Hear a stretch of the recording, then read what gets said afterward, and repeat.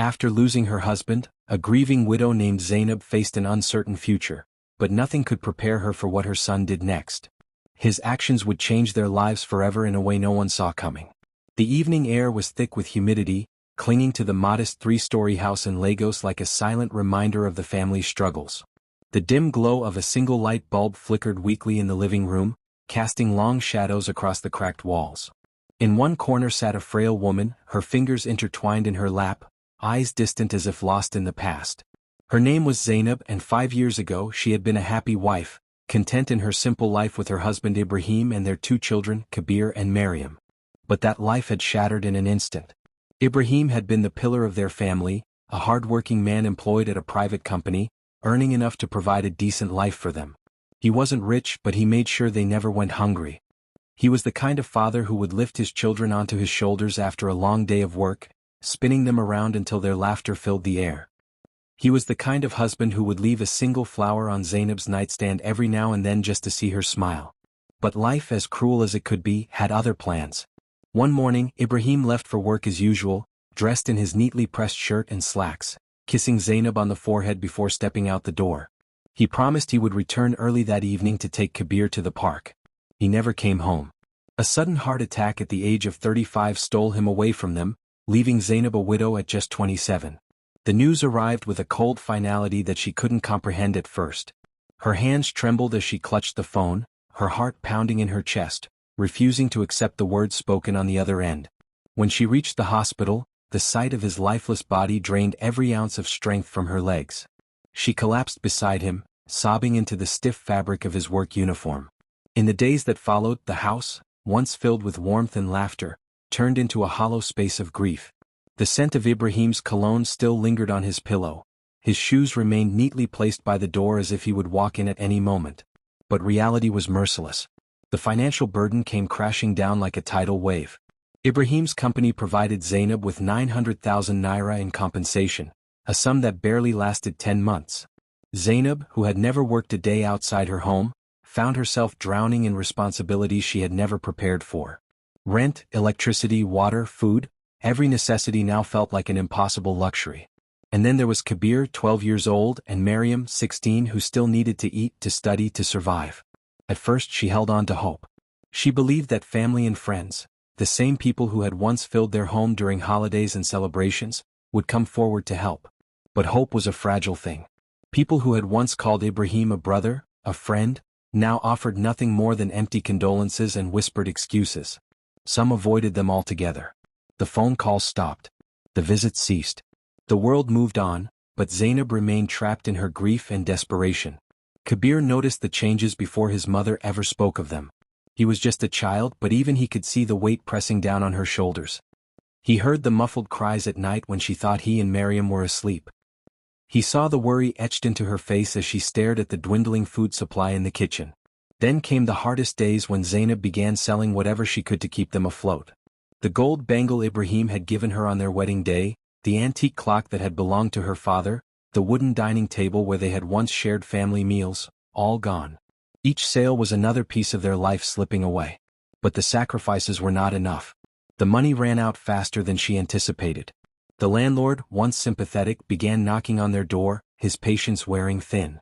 Utility bills stacked up, and soon even the most basic needs, rice, flour, sugar, became out of reach. Kabir, once an energetic boy with a mischievous grin, grew quieter. His clothes hung loosely on his thinning frame, his once bright brown eyes dulled by hunger. He still went to school, but his stomach ached, his mind foggy from lack of food. His grades, once excellent, began to slip. 2 days passed where he hadn't eaten anything. Only water filled his stomach, a weak attempt to silence the gnawing emptiness inside him. One morning, Zainab found him sitting at the kitchen table, staring blankly at his open textbook, the pages blurred before his tired eyes, his fingers gripping the edges as if he could absorb the words through sheer willpower. "Kabir," she whispered, placing a gentle hand on his shoulder. He flinched slightly, forcing a smile. "I'm fine, Mama," he lied. She knew better. She could see the exhaustion in his face, the way his fingers trembled ever so slightly. But what could she do? There was no food left to give him, no money left to buy even a piece of bread. The pain of helplessness clawed at her chest, an unbearable weight pressing down on her soul. That morning as Kabir walked to school, his legs felt heavier than usual. His vision swam, the world tilting slightly as he trudged forward. His uniform, once neatly ironed by his mother, now had tiny tears at the edges, the fabric worn from overuse. He didn't complain. He didn't cry. He simply kept moving forward, hoping that the hunger would eventually fade into something manageable. But hunger was relentless. By midday, Kabir's body gave up. As he sat in class, the teacher's voice became a distant hum, drowned by the ringing in his ears. His fingers loosened their grip on his pencil, his head growing heavier with each passing second. Then darkness overtook him. Kabir slumped forward in his seat, the world vanishing in an instant. The classroom fell silent. His teacher, Mr. Yusuf, stopped mid-sentence, his sharp eyes locking onto the pale, unmoving boy. A wave of concern rushed through him as he strode across the room, gently shaking Kabir's shoulder. "Kabir," he called, but there was no response. Panic surged through Mr. Yusuf's chest as he bent down, noticing the slight rise and fall of the boy's chest. He was breathing but barely. "Somebody get the principal," he instructed, his voice firm but controlled now as the class erupted into whispers. Mr. Yusuf carefully lifted Kabir's limp body into his arms, his heart pounding against his ribs. The boy's skin was cold to the touch, his lips dry and cracked. It didn't take long for him to realize what was wrong. Kabir was starving. Mr. Yusuf clenched his jaw, a mix of anger and sorrow twisting in his gut. How had things gotten this bad? He had always seen Kabir as a bright, promising student, but he had never imagined the boy was suffering in silence. As he carried him toward the staff room, one thing became clear: he would not let this boy go hungry again. The world blurred into a hazy mix of colors and muffled sounds as Kabir drifted in and out of consciousness. His fingers twitched slightly on the wooden desk, his head growing heavier with every passing second. His stomach clenched painfully, a dull ache radiating from deep within. He had survived on nothing but water for 2 days, and his body had finally reached its breaking point. Mr. Yusuf's sharp eyes caught the moment Kabir slumped forward, his pencil rolling off the desk and landing on the floor with a faint clatter. The boy's usually bright face was pale, his lips dry and cracked. Something was terribly wrong.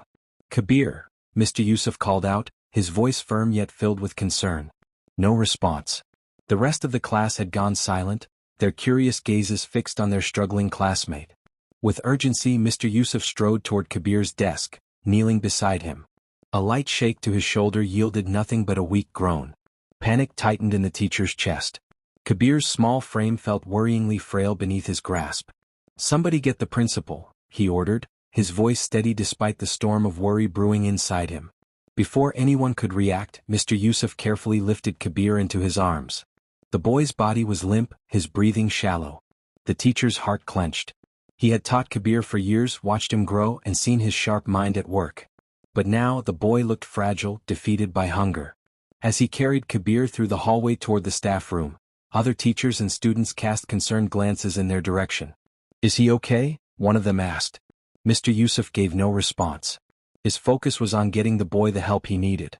Inside the staff room, he gently laid Kabir onto a couch. One of the office assistants rushed to get a damp cloth, dabbing the boy's forehead. Mr. Yusuf unbuttoned the top of Kabir's shirt slightly to give him air. The sight before him filled him with sorrow. He had been a teacher for years, and though he had witnessed students struggle before, this was different. This was pure, unfiltered desperation. A few minutes later, Kabir stirred weakly, his eyes fluttering open. The room spun, and he blinked several times before his gaze landed on Mr. Yusuf's concerned face. "Kabir," the teacher said gently, "what happened to you?"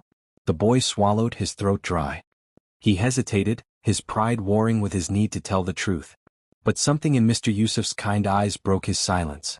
We have no food at home, sir," he admitted, his voice barely above a whisper. "Mama hasn't eaten either. I didn't want to tell anyone." The word struck Mr. Yusuf like a punch to the gut. His jaw clenched and he took a deep breath to steady himself. No child should have to endure this. Without wasting another second, he turned to the school's security guard, who had been watching the exchange. "Go to the market," he said, pulling a few bills from his wallet. "Get something filling, a meal, juice, anything quick. Now." The guard nodded and rushed out. Meanwhile, Mr. Yusuf turned back to Kabir, who looked embarrassed and exhausted. "You don't have to hide this, Kabir," he said softly. "You are not alone." Minutes later, the guard returned, handing Mr. Yusuf a warm sandwich and a bottle of orange juice. The teacher unwrapped the sandwich and handed it to Kabir. "Eat," he urged. Kabir hesitated at first, his pride still clinging to him. But as soon as he took a bite, his body overrode his reluctance. The flavors, the warmth, it was overwhelming. He ate quickly, taking deep gulps of the juice between bites. As he did, strength slowly returned to his limbs, his mind clearing from the haze of starvation. Mr. Yusuf watched in silence, relief washing over him as color returned to the boy's face. When Kabir finally leaned back with a deep breath, the teacher smiled. "Feeling better?" Kabir nodded, a shy but grateful look in his eyes. "Yes, sir. Thank you." But Mr. Yusuf wasn't done. He placed a hand on Kabir's shoulder. "After school, come to my office. We're going to fix this." Kabir didn't know what that meant, but for the first time in a long time, he felt a glimmer of hope. Someone cared. Someone was willing to help. Little did he know this was just the beginning of a life-changing journey. The afternoon sun cast long golden beams across the schoolyard as Kabir slowly made his way toward Mr. Yusuf's office. His body still felt weak, but his spirit was lighter than it had been in months. The sandwich and juice had given him more than just physical strength. It had given him hope. For the first time in what felt like forever, he wasn't facing his struggles alone. When Kabir arrived, Mr. Yusuf was seated at his desk, reviewing papers, his brow furrowed in deep thought. But as soon as he noticed Kabir standing hesitantly at the door, he put his pen down and smiled warmly. "Come in, Kabir. Have a seat." Kabir stepped inside, his fingers fidgeting slightly in his lap as he sat. He had no idea what to expect. Would Mr. Yusuf ask questions he wasn't ready to answer? Would he offer more food, knowing Kabir couldn't possibly repay him? The boy's mind swirled with uncertainty. Mr. Yusuf leaned forward, resting his elbows on the desk. "I won't waste time, Kabir. I know you're going through a tough time and I want to help. But I need you to be honest with me." Kabir swallowed hard, his eyes darting to the floor. "It's just, things have been difficult since my dad passed away. My mama works all day and sometimes there's just not enough food. I didn't want to bother anyone." Mr. Yusuf sighed, his expression filled with something that looked almost like regret. "Kabir, you're never a bother. And no child should have to worry about where their next meal is coming from. But more importantly, I don't want your struggles to take away your future. You're one of the brightest students in this school. We need to make sure you stay on track." Kabir blinked, momentarily surprised. He had always enjoyed school, but with everything going on, he hadn't felt like he was anything special. "But how can I focus on school when my mama can barely keep the lights on?" Mr. Yusuf nodded knowingly. "That's exactly why I want to help. From now on, I will personally make sure you and your family have enough to eat. But in return, I need you to promise me something." Kabir sat up straighter. "What is it, sir?" "Promise me you'll put everything you have into your studies. Don't let hunger, worry, or doubt take away what you can become. Education is your way out of this, Kabir. If you stay focused, you can build a future where you'll never have to go through this again." The words struck something deep within Kabir. He thought about his mother, exhausted and still working late into the night. He thought about his sister Miriam, who tried to hide her own hunger so he wouldn't feel guilty. He thought about his father, who had always told him to dream big. Maybe, just maybe, Mr. Yusuf was right. Kabir took a deep breath and nodded. "I promise, sir. I won't waste this chance." Mr. Yusuf smiled, leaning back in his chair. "That's what I wanted to hear. Now let's get to work." From that day on, things began to change. Mr. Yusuf didn't just provide food for Kabir's family, he became a true mentor. He spent extra time after school helping Kabir with subjects he struggled with. He spoke to the school administration to ensure Kabir had access to books and materials. Slowly but surely, the boy who had nearly collapsed from hunger began to regain his strength, not just physically but mentally and emotionally. The transformation didn't go unnoticed. Other teachers saw the improvement in Kabir's grades. His classmates, who once only knew him as the quiet, tired boy in the back of the room, now saw him participating, answering questions, even smiling more. His mother, Zainab, was hesitant at first when Kabir told her about Mr. Yusuf's generosity. But when she saw her son's renewed determination, she understood this was the lifeline they desperately needed. Months passed and Kabir thrived. He didn't just do well in school, he excelled. The hunger that had once clouded his mind was replaced by ambition. He studied late into the night, sometimes with nothing but a candle lighting his books. And each morning when he walked through the school gates, he carried himself a little taller, a little stronger. But Kabir wasn't just thinking about himself. Mr. Yusuf had shown him what true kindness looked like, and in return, Kabir began helping others. He tutored younger students who were struggling. He shared what little he had with classmates who needed it. The cycle of generosity had begun. One evening, as he sat beside his mother at their worn-out wooden table, he placed his hand over hers. "Mama," he said softly, "one day I'll take care of everything. You won't have to work so hard anymore." Zainab looked at her son, her little boy who had grown into a determined young man before her eyes. Tears welled up, but they weren't just from sorrow this time, they were from pride. "I know you will, Kabir," she whispered. "And I believe in you." As the years went by, Kabir never forgot the promise he made to Mr. Yusuf. He studied relentlessly, acing exams, earning scholarships, and eventually securing a chance to study abroad. It was the opportunity of a lifetime, one that had once seemed impossible. The night before he left, Kabir visited Mr. Yusuf's home. The teacher, now older but still the same guiding force in his life, opened the door with a warm smile. "Kabir, my boy, what brings you here so late?" Kabir held up a small wrapped gift. "I just wanted to say thank you, sir, for everything. I wouldn't be here without you." Mr. Yusuf chuckled, motioning for him to come inside. "No thanks needed, Kabir. Just promise me one thing." Kabir grinned, already knowing what he was about to say. "That I'll keep studying and never waste my opportunities." Mr. Yusuf nodded, pride shining in his eyes. "Exactly. Now go and make the world proud." As Kabir walked away that night, he felt something deep in his heart, a sense of purpose, of gratitude, of hope. He knew that his journey wasn't just his own anymore. It was built on the kindness of others. And one day he would return that kindness tenfold. And so he stepped into his future, carrying with him the lessons of the past and the promise of a brighter tomorrow. Years had passed, and Kabir was no longer the frail boy who had once collapsed in class from hunger. He had grown into a confident young man, his mind sharpened by years of studying abroad. With a degree in hand and a promising future ahead of him, he had finally returned home. But amidst the excitement of reuniting with his family, there was one person he knew he had to see first: Mr. Yusuf. As Kabir walked through the familiar streets of Lagos, he felt a rush of memories flood back. The narrow alleys, the small vendor stalls, the scent of freshly made akra wafting from the local sellers. It was all the same, but something within him had changed. He was no longer a helpless boy struggling to survive. He was now a man ready to give back. Arriving at the school, Kabir's heart pounded in his chest. He had imagined this moment countless times, but nothing could have prepared him for what he saw. Mr. Yusuf's office, once a place of warmth and guidance, now looked eerily empty. The old wooden desk remained stacked with papers, but there was no sign of the man who had changed his life. Concern gnawed at Kabir as he stepped inside and found another teacher sitting there. "Excuse me," he said, his voice firm but polite. "Where is Mr. Yusuf?" The teacher sighed, looking up from his papers. "Mr. Yusuf retired last year. He's been unwell and his family has been struggling. He's at home now." A sharp pang of guilt hit Kabir. He had been so focused on his studies and building a future that he hadn't realized how much time had passed.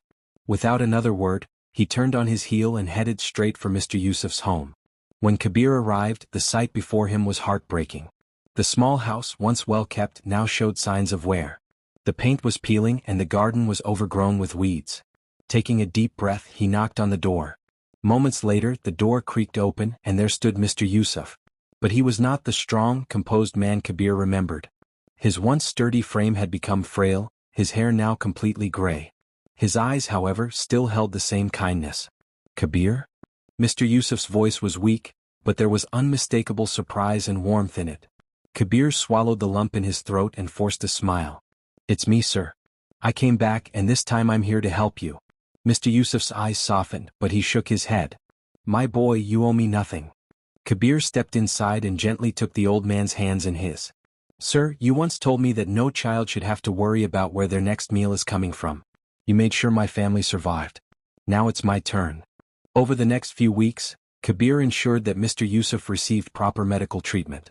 He hired caretakers, repaired the house, and made sure his former mentor never had to struggle again.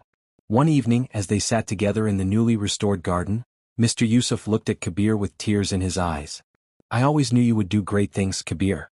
But this means more to me than you will ever know." Kabir smiled, feeling the weight of gratitude in his heart. "You believed in me when no one else did, sir. This is the least I can do." But Kabir wasn't finished yet. He knew that Mr. Yusuf had given so much, not just to him but to countless other students over the years. His kindness deserved more than just a comfortable home and medical care, it deserved recognition. One afternoon, Kabir reached out to an old friend from his university who was now working in media. Together, they arranged for a feature story about Mr. Yusuf's contributions as a teacher.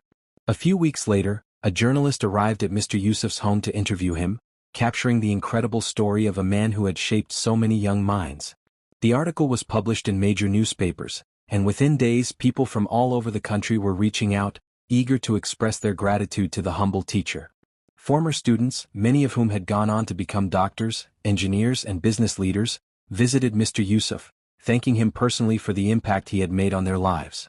Some even offered financial support. But Mr. Yusuf, ever the selfless man, redirected their generosity to helping underprivileged children in the community.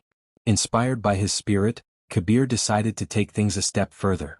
With Mr. Yusuf's blessing, he established the Yusuf Foundation for Education, a non-profit dedicated to providing scholarships, school supplies and mentorship programs for children in need. He poured his heart into the project, ensuring that no child would ever have to endure the struggles he once faced. The foundation quickly gained support, with former students, teachers and even strangers donating to the cause. But amid all the success, there was one final chapter yet to unfold, one that would truly bring Mr. Yusuf into Kabir's family. One evening, as Kabir sat with his mother Zainab, she brought up an idea that had been lingering in her mind. "Kabir, you've done so much for Mr. Yusuf. But there's something else we can do. His daughter, Amina, she's a kind and intelligent woman. I've seen the way you two talk. Have you ever considered?" Kabir felt his face grow warm. He had known Amina since childhood, but in the midst of everything, he hadn't allowed himself to think about anything beyond work and responsibilities. But now, with his mother's words echoing in his mind, he realized there was truth to what she was saying. A few days later, Kabir visited Mr. Yusuf's home, not just as a student repaying a debt, but as a man with a heartfelt proposal. He sat with Mr. Yusuf, expressing his gratitude once more before hesitating for a moment. "Sir," Kabir finally said, "I want to ask for your blessing to marry Amina. I promise to cherish and honor her, just as you have guided and protected me." Mr. Yusuf looked at Kabir for a long moment, his eyes brimming with emotion. Then, with a slow smile, he placed a hand on Kabir's shoulder. "You were always meant to be family, my son. Nothing would bring me greater joy." The wedding was a beautiful, intimate affair filled with laughter, love, and the presence of those whose lives had been touched by Mr. Yusuf and Kabir. It was not just the union of two souls, but a symbol of how kindness, when given freely, finds its way back in the most unexpected and beautiful forms. As Kabir stood beside his wife, Amina, watching Mr. Yusuf laugh with Zainab and Maryam, he felt a profound sense of peace. The boy who had once struggled to find his next meal had become a man capable of giving back, of lifting others up just as he had been lifted. But Kabir's mission was far from over. Together with Amina, he dedicated his life to expanding the Yusuf Foundation for Education. What started as a small nonprofit quickly grew into a nationwide movement. They built schools in underserved communities, provided scholarships to talented children who couldn't afford tuition, and created mentorship programs that connected students with professionals eager to guide them. Every year, on the anniversary of the day Mr. Yusuf first helped him, Kabir would visit his former school to speak to young students. He shared his story openly, reminding them that kindness could change the course of a life. He encouraged them to study hard, to help one another, and to never lose hope even when the world seemed bleak. Mr. Yusuf's health continued to improve under Kabir's care. The once weary teacher regained his strength, and his home, which had been on the brink of neglect, now flourished under Kabir's devotion. The garden was alive again, with flowers blooming and birds returning to their usual perches. It was a sight that filled Mr. Yusuf with gratitude every morning as he sipped his tea on the porch. But Kabir wanted to do more. He knew Mr. Yusuf had impacted so many lives, and his legacy deserved to be celebrated. So, with Mr. Yusuf's permission, Kabir began organizing an annual Teachers Appreciation Conference, a platform for educators to share their experiences and inspire one another. The highlight of the conference was always the Yusuf Award for Educational Excellence, given to the most dedicated teachers across the nation.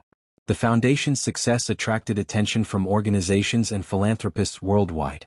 But no matter how much the foundation grew, Kabir remained true to his roots. He never forgot where he came from or the man who had saved him from despair. One afternoon, as Kabir sat beside Mr. Yusuf in the now beautiful garden, the elderly man spoke softly. "You've done so much, Kabir. More than I ever dreamed. But tell me, why do you continue to give so much of yourself to others? Kabir's gaze shifted to the colorful flowers swaying gently in the breeze. Because of you, sir. You taught me that kindness isn't something you repay, it's something you pass on.